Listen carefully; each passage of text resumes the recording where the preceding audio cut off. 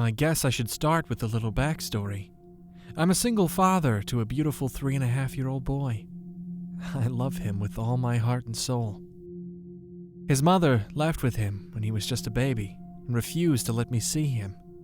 I had to go through a lengthy and painful court case, but eventually I was granted joint custody.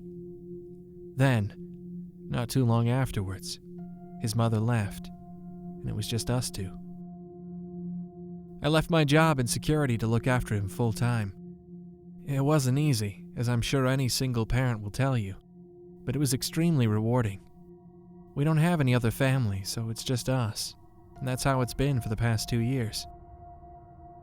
Now, to my predicament. We've both had a bit of a stomach bug for the past few days, and have spent all the time just chilling, watching films on the couch.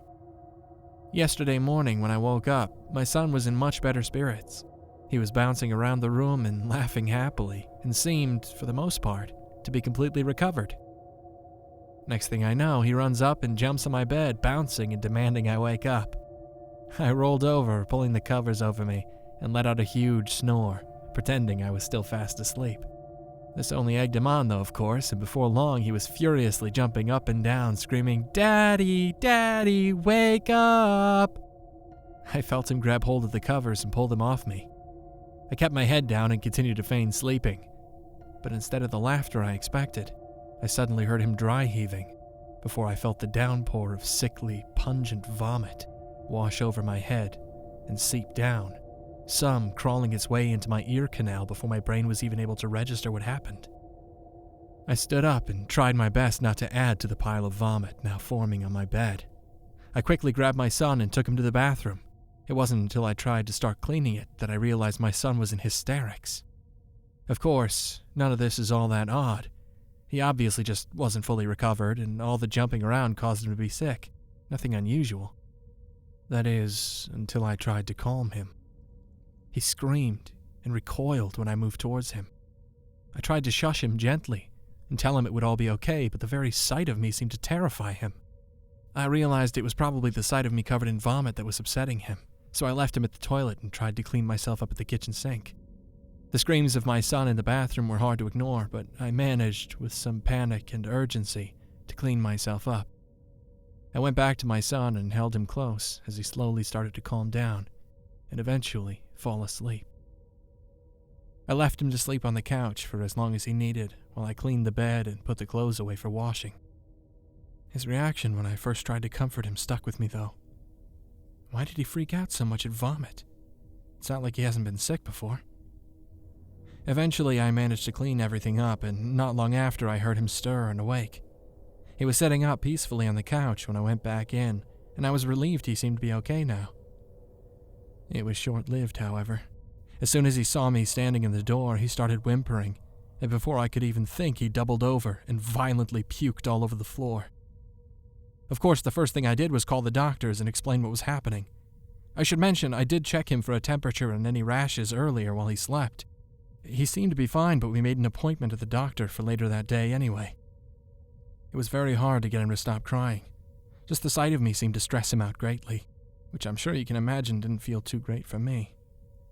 I thought maybe I'd upset him somehow. Maybe it's just an extremely bad tantrum, coupled with the shock of being so violently sick.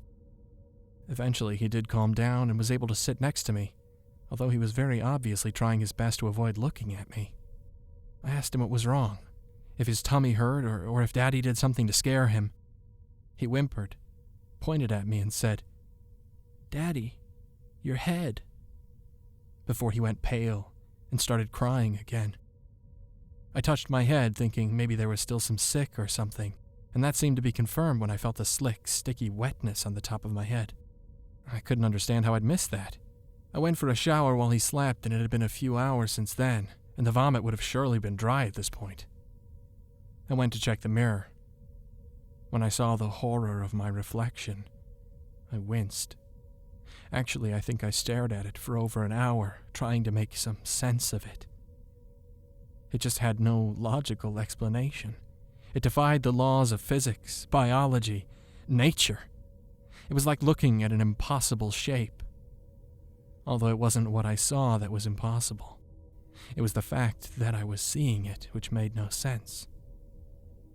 I gently touched the pulsing, gaping wound in my head and felt the spongy but firm, decaying brain matter within. I've never felt a sensation as strange as my fingers sliding gently across the folds and curves of my brain. It looked almost as surreal as it felt. It was like a beaten, blood-soaked sponge in my head, squeezing out thick, red liquid at every touch. I realized I could feel a breeze inside my skull. There was an empty space at the back where some of my brain had been severed and was now dangling carelessly out the back of my skull. I traced the large crack from the top of my skull down towards my nose, where the two halves of my face gradually met again. My left eye was bulging out, and for a moment, I considered trying to squeeze it back in. I knew it would be a futile gesture at this point, though. The thing that scared me most wasn't my ghastly appearance, though. It was the realization that came afterwards. My infant son would be alone in this house, with my corpse, unable to get food or water. We had no other family, and he wasn't expected at nursery for the next week. I knew I only had one chance to save him. I had to tell someone. I tried using my phone, but I could no longer form words with my mouth. My jaw had slowly started to tighten and lock. I used the last of my strength to lift my phone and started typing.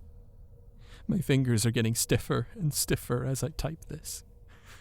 Please, someone go to 49 King Street. No, please, save my son.